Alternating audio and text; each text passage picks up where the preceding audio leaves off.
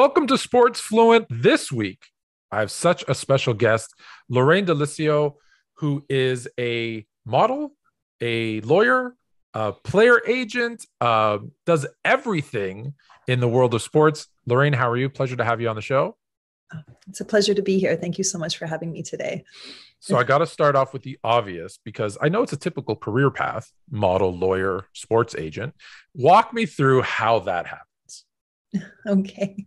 I started off doing a lot of international modeling. I was represented by Ford Modeling Agency, did quite a bit of travel and had to deal with the guy with the badge and the gun every time you go across borders. So as I progressed through my career and doing more and more work, I thought, geez, if I'm encountering so many interesting exchanges with these officers as we're presenting documents and opening up markets as we go in to get our campaigns and our jobs done, then there must be, virtually thousands of others in the same position. And boy, was I right.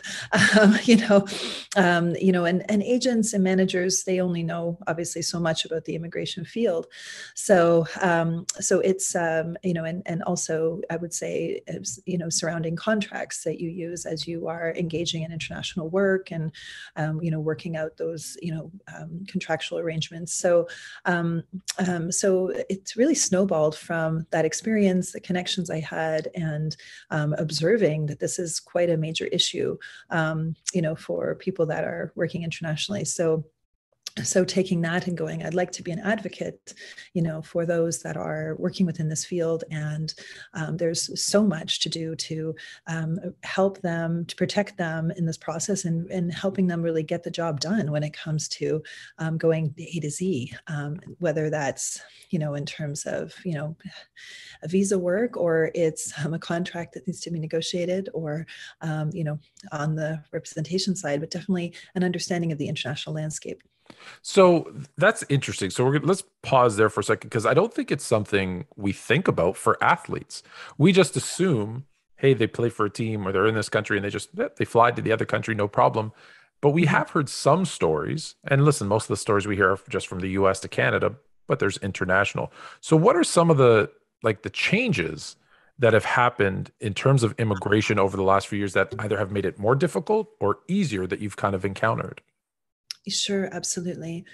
So a big change under Trump was something called a Buy American, Hire American policy. So we went from Trump to pandemic. Both of those phases for immigration meant a great deal for sports. So this was really a preference to select, hire, put in place those, obviously first in America over and above those overseas. And you could read it all through the petitions as they were filed and the responses that would come back. The officers would just really cite to it and say, okay, well, the preference here, you really need to be showing that this person is above and beyond to be bringing them in. For those in sports, you'd be looking at something called an O1 visa or a P1 visa. For those that are extraordinary, have a distinction as a player, as a performer, for those that are even on the coaching side.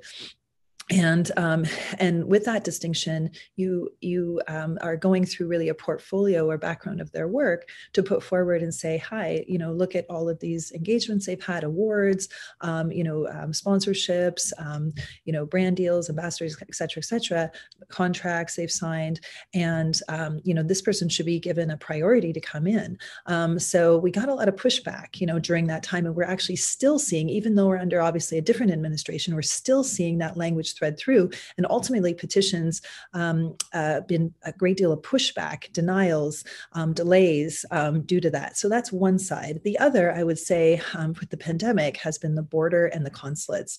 So we're seeing a great deal of slowdown, obviously in the name of health and public safety, and something called Title 42, and also Remain in Mexico order. So these two were put in place originally by Trump and then carried through under Biden, actually, even though there were some movements through the courts to push back on the Remain in Mexico order. But at the borders to say, we may not let people in the name of, public health and safety. So we see that all over the news with actually asylum seekers that are trying to come in through the Mexico border. But in fact, we also see quite a bit of slowdown. It may not be cited, but we see quite a bit of slowdown in terms of actually getting the appointments for players, sport professionals that are coming in to, they have their visas actually processed, and then they need to actually come and get an interview done before they can enter the United States.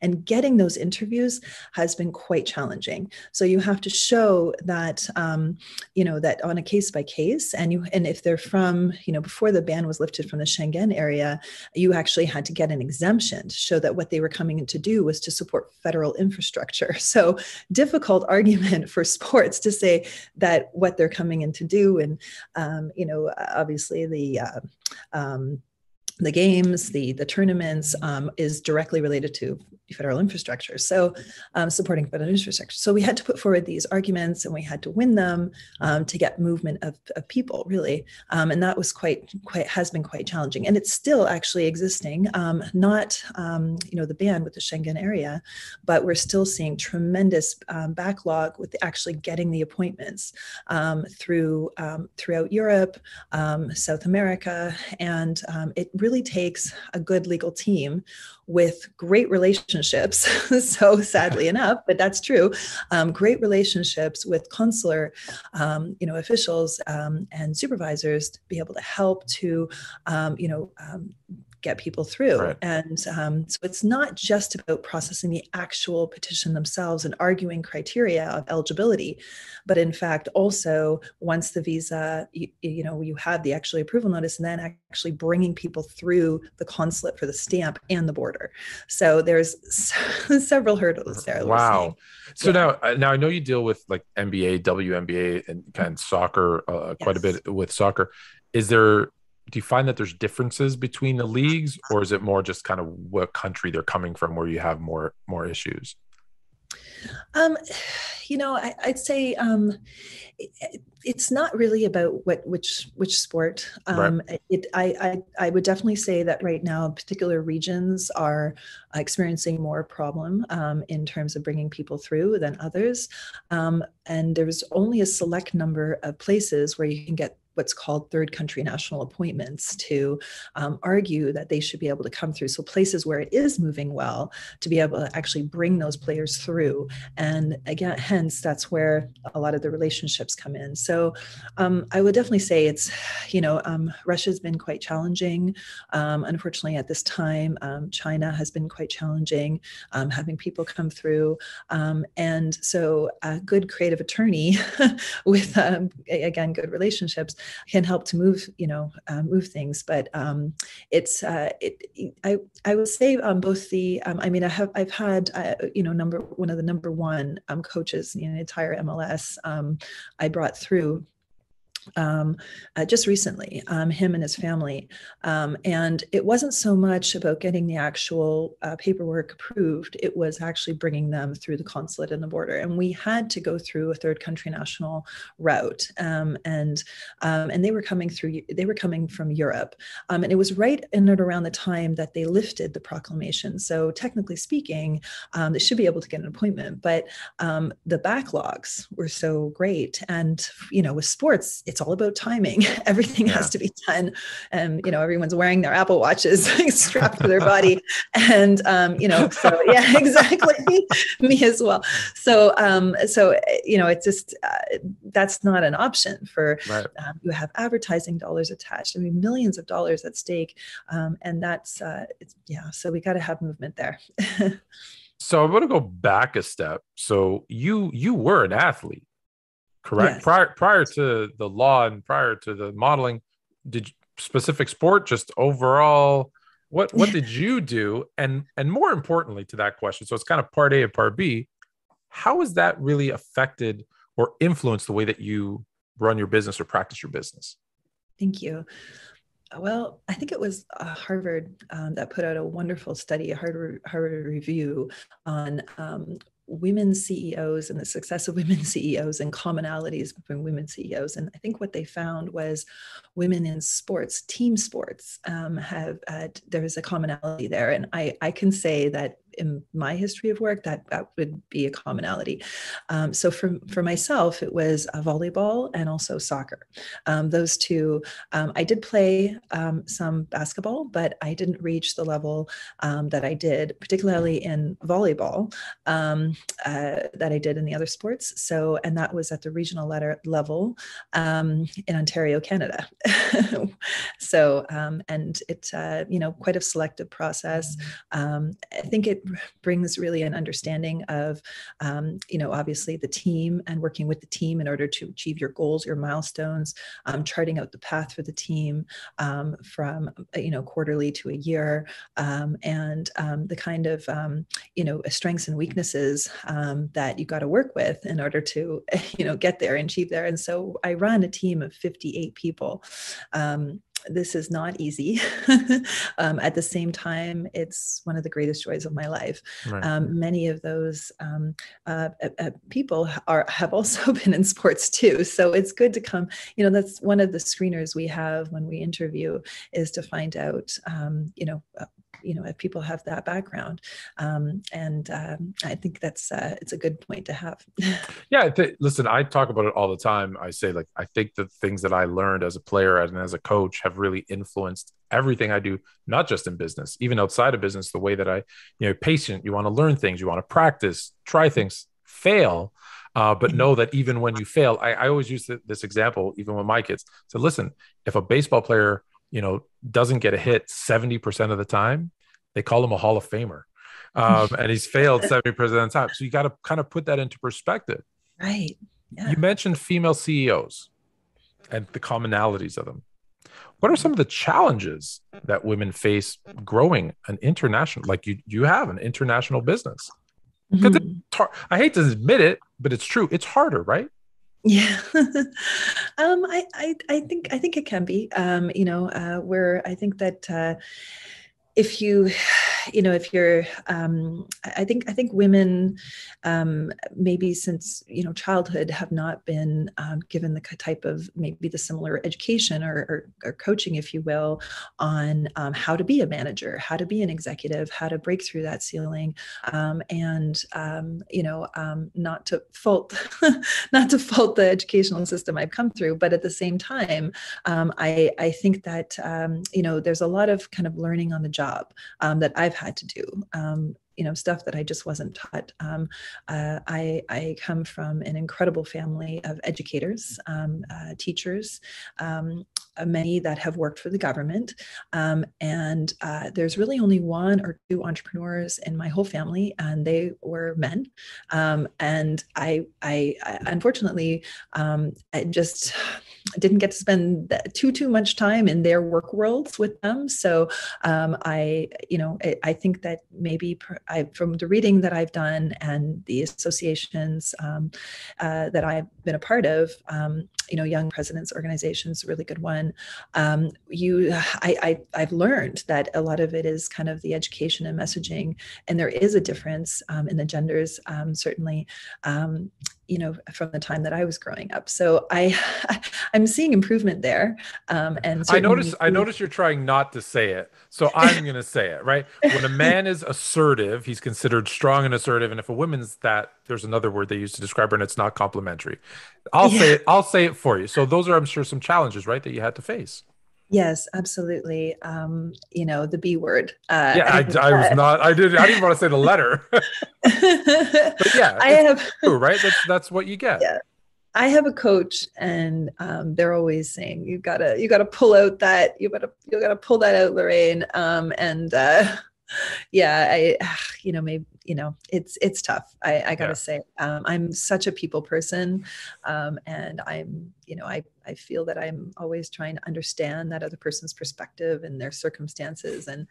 And in business, sometimes you just gotta be cutting them off, or putting your foot down, or so on. And I would say one of the challenges internationally is really operations. Right. I think you could have the most incredible marketing and sales in the world, but if you don't have that well-oiled machine ready, if you don't have a good relationship with your operations managers, your team leads. I would, empowering your leaders, so that reporting structure is nice and tight all the way to the top. It's chaos. It is chaos. And I have experienced what it's like when it's not, nuts and bolts and SOPs, a good booklet there.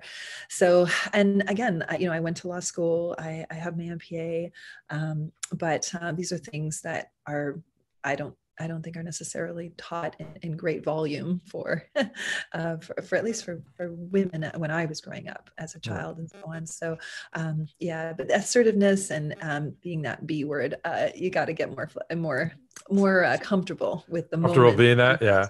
when you need to throw that card down. Yeah. No, listen, I get it. That's why I wanted to just I could tell you were kind of skirting it a little bit. So I was like, let me just say it. I maybe I won't get in as much trouble. So let me ask you this. So I know that you've kind of gone through the process of becoming a player. I'm assuming it's a player agent. Correct me if I'm wrong. With the WNBA, Mhm. and I think you're just waiting. But can you?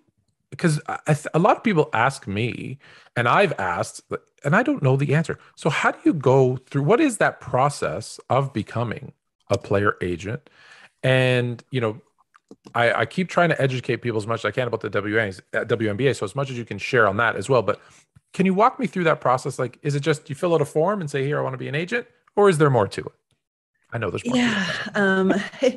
So yeah, it's there's there is quite a lengthy application.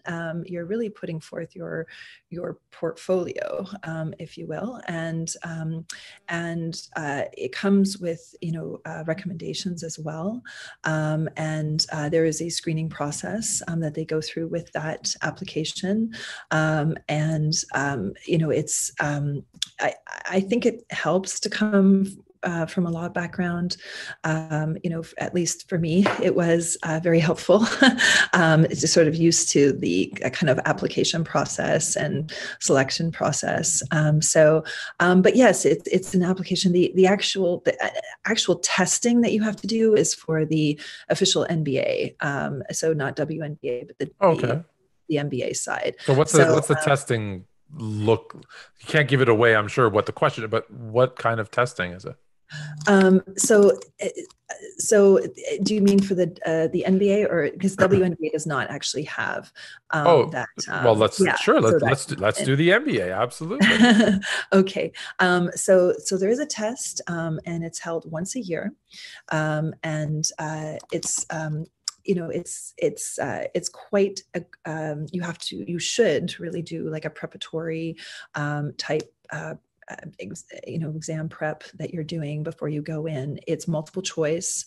It's going over everything from collective agreements, bargaining agreements, really the nuts and bolts of how the NBA is working, and selection process, all the different components that an agent would be involved in terms of negotiating, and it's a great deal. It's a knowledge test as well as, I would say, speed and quickness.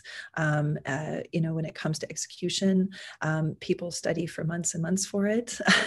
I passed the California bar exam. I'd say the NBA exam is up there in terms of Wow. competition there. I have not taken that exam. For me, it's been the application through the WNBA. WNBA. So yeah. Okay, I know you don't know the answer to this, but I'm gonna put it out there. Or as you're going through, I know you're done that process, but if you hear back from the WNBA, I know there's talk about it. Let them know that we here in Toronto, we're ready for a team. Okay. Okay. Awesome. Awesome. Because until that time, you can't see it. It's behind my wall. I'm a Laker fan when it comes to the NBA. And Okay. so by default, I've become an LA Sparks fan. Oh, But I support my Raptors and I will support whoever that WNBA team is. So we just need to get them up here. yes, So exactly. get the word out to anybody that you know at the WNBA. We're ready. Sounds good. So that being said, that's all I had. I think that's so much information. I was so excited to talk to you because I said I didn't even think about the immigration stuff. I just thought, hey, I'm a player. I'm just gonna move and they're gonna pay me millions of dollars to play a sport. And no one ever thinks about all that, the legal stuff, which Yeah. you got to deal with all the same stuff. Oh my goodness. These applications are enormous. They're, 500 pages. So it takes, like, that's why there's such a machine around, at least for us, I mean, we have such a tight team when we're preparing, because it's quite a lengthy process, to put the whole thing together. But the reality is that it has to be done. It's voluminous, but it has to be done in a very tight time frame. Typically, like everything in this field has to be done like yesterday. So Yeah, no, yeah, when I went through the process, so when I first moved to the US I was on a work visa, and then I eventually got my permanent residency. But I remember oh the document was like this thick, and they were like, okay, go yeah, to the border, and I said, what does it was like, I think it was more than 500 pages. And I said, I'm yeah, just going at the time. I said, I'm just going for a year to work. Like, someone had hired me to do a job. I'm just going to go for it. And they're like, no, you got to give. And they went through page by page. And it was, I think the process of the temporary work visa was harder than the permanent residency. It just, so yeah, I guess I just never thought of it from the athlete's perspective. yeah. But hey, it's a good thing that they have someone like you to help them. Um, on that note, I want to thank you. But first, I don't. There's some athletes that listen to us here. They might need some. They want to see more, get more information from you. Where can we find you? Are you on social media? Is there a Absolutely. website? Yeah, absolutely. I am. Please. Instagram is my name, Lorraine D'Allessio, Lorraine D'Allessio. And our website is www.D'Allessio Law Group, spelled out Dalessio, lawgroup.com. We do immigration, but we also do the business law and the contract side as well. So it's a good cross section, sports and entertainment. And I just think you absolutely have to be thinking international. You have to understand those markets. You have to understand the type of talent recruitment that's happening. I mean, we have right now we have some states that are really, and cities that are like doing amazing. I mean, right now with recruitment for NBA, for example, Memphis is just killing it, right? And you also have, some great movement in other states as well. But I think it's also a good thing to also check out what talent is either going internationally, or what talent is actually coming here internationally. And East Central Europe, Africa. I'm actually today I'm meeting with like the number one lawyer who helps as the gateway into the U.S. Through Africa. He's from the Mauritius, and we've worked on many matters together in helping players come here. And it's just I get to meet him in person. We've been doing all of this. It's weird, right? Yeah. It's weird as we start to meet people in person again, because we've been behind computer screens for a couple of We years. have So been, exactly. And I mean, we are talking years that it's been like this. I mean, the pandemic's been going on for a while, but even before that. And now, he's here in LA, which is amazing. So I think it's about that network and that team, even if it's not your own team, but around you, and that A team that you work with to help the players, to help, the coaches. Like I said, with this one that I just brought through, like they call him the David Beckham of coaches for the MLS. And it was just a true honor to be a part of that case and see the emails come through, and him and his family actually made it through. So yeah, that's it's good to awesome. make a difference. That's fantastic. Again, Lorraine, thank you so much for your time.